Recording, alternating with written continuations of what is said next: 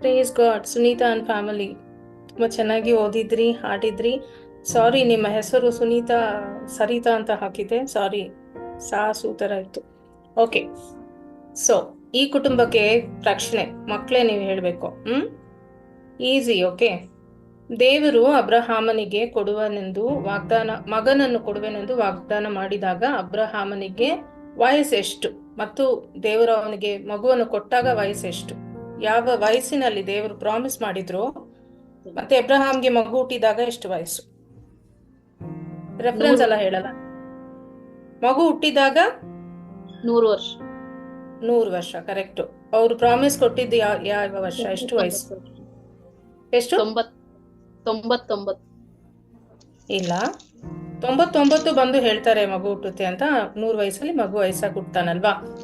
ವರ್ಷಗಳ ಮುಂದೆ ದೇವರು ಅಬ್ರಹಾಮನಿಗೆ ಬಂದು ಪ್ರಾಮಿಸ್ ಮಾಡ್ತಾರೆ, ನಿನ್ನ ಕಡೆ ನಾನು ಮಗುವನ್ನು ಕೊಡುತ್ತೇನೆ ಅಂತ. ಬೇರೆ ಯಾರಾದ್ರೂ ಹೇಳ್ಬೋದಾ ಎಷ್ಟು ವಯಸ್ಸು ಅಬ್ರಹಾಮನಿಗೆ?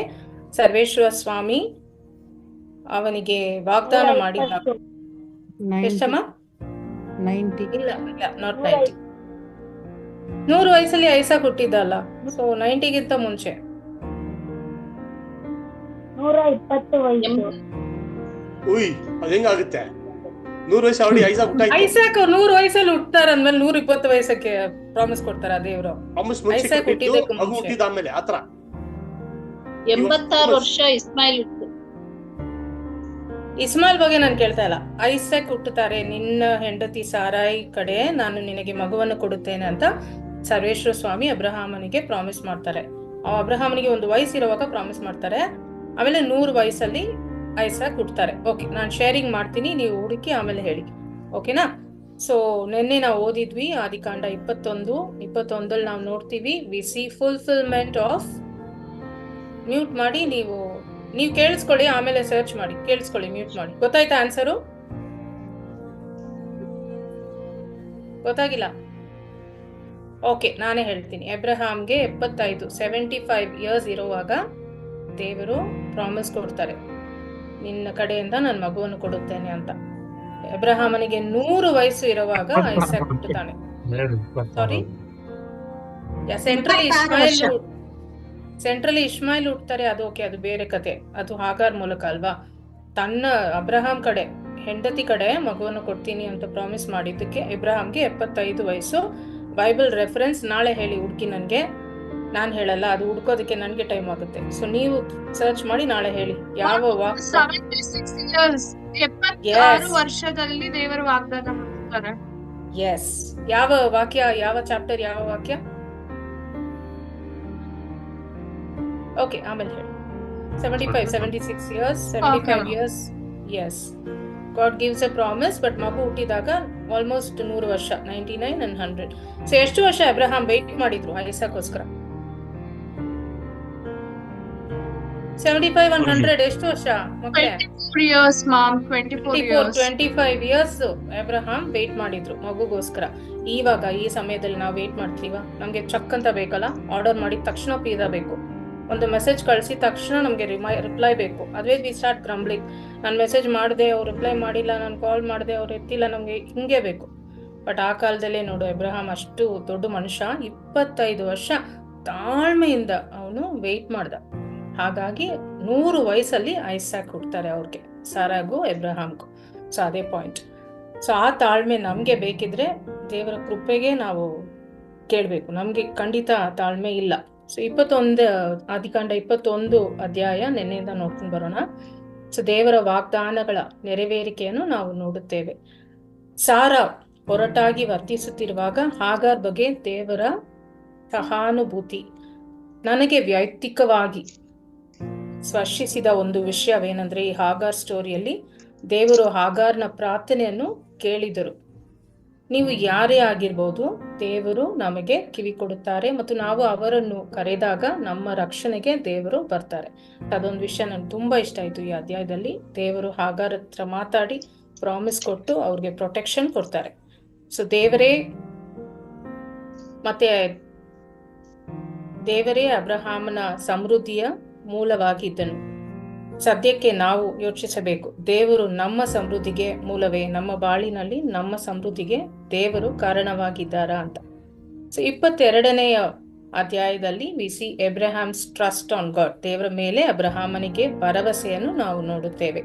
ಅಲ್ಲದೆ ಇಸಾಕನು ತನ್ನ ತಂದೆಯ ಜೊತೆ ಹೋಗ್ತಾ ಇದ್ದಾನಲ್ಲ ಸ್ಯಾಕ್ರಿಫೈಸ್ಗೆ, ಇಸಾಕನು ಏನು ಜಾಸ್ತಿ ಕ್ವೆಶನ್ಸ್ ಕೇಳಲ್ಲ, ಪ್ರಶ್ನೆ ಮಾಡಲ್ಲ. ಅವನ ತಂದೆಯನ್ನು ನಂಬಿ ಒಂದೇ ಸತಿ ಕೇಳ್ತಾನೆ, ಎಲ್ಲಪ್ಪ ಹೋಗ್ತಾ ಇದ್ದೀವಿ ಅಂತ.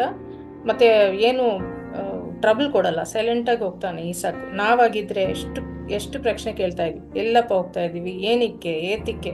ಸೊ ಇಸಾಕು ಸೈಲೆಂಟ್ ಆಗಿ ಅವ್ರ ಅಪ್ಪನ ನಂಬಿ ಅವರಪ್ಪ ಜೊತೆ ಹೋಗ್ತಾರೆ. ಅದಾದ್ಮೇಲೆ ಈ ಅಗ್ನಿ ಪರೀಕ್ಷೆ ನಂತರ ದೇವರು ಅಬ್ರಹಾಮನೊಂದಿಗೆ ತನ್ನ ಒಡன்பಡಿಕೆಯನ್ನು ಪುನರುಚ್ಚರಿಸುತ್ತಾರೆ.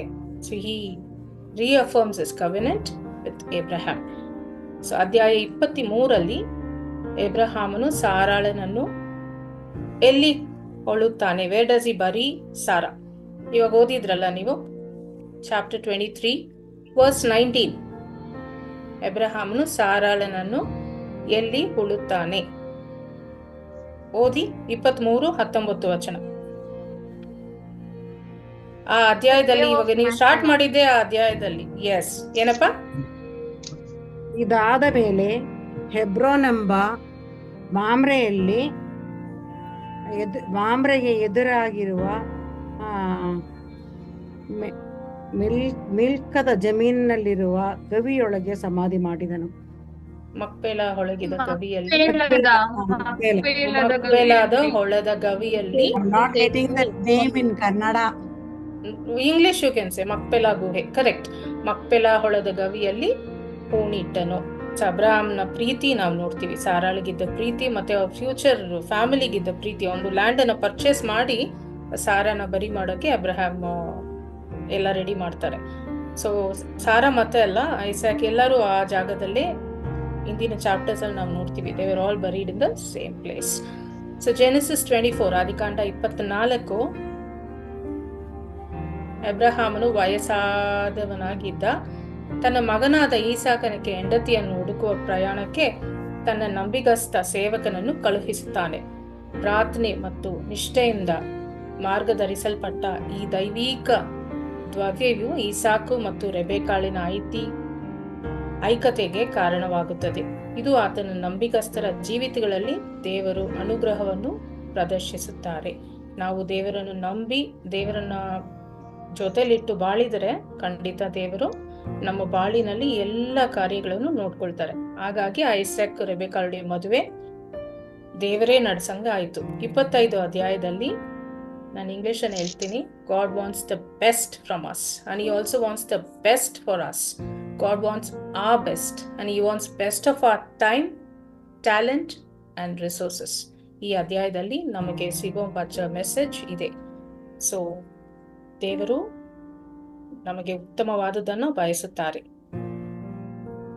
ಅತ್ಯುತ್ತಮವಾದುದನ್ನು ಬಯಸುವ ದೇವರಿಗೆ ನಾವು ನಮ್ಮ ಬೆಸ್ಟ್ ಅನ್ನ ಕೊಡ್ತೀವ? ಅತ್ಯುತ್ತಮವಾದುದನ್ನು ನೀಡಲು ನಾವು ತಯಾರಾಗಿದ್ದೇವಾ ಎಂಬುದು ದೊಡ್ಡ ಕ್ವೆಶ್ಚನ್ ಮಾರ್ಕ್. ಸೊ ಈ ರಾತ್ರಿ ನಾವು ಅದ್ರ ಬಗ್ಗೆ ಯೋಚಿಸೋಣ. ನಮ್ಮ ಬೆಸ್ಟ್ ಅನ್ನ ನಾವು ದೇವರಿಗೆ ಕೊಡ್ತೇವಾ ಅಂತ ನಮ್ಮನ್ನೇ ನಾವು ಪರೀಕ್ಷಿಸೋಣ. ದೇವರ ಅನುಗ್ರಹವನ್ನು ಪಡೆಯೋಣ. ಆಮೇನ್. Thanks to all the families, especially Sunita and family. Yes, sir. You wanted to say something, Nathan? No, ma'am. Thank you. Thanks to all the families. Good night. God bless. Same here. Good night.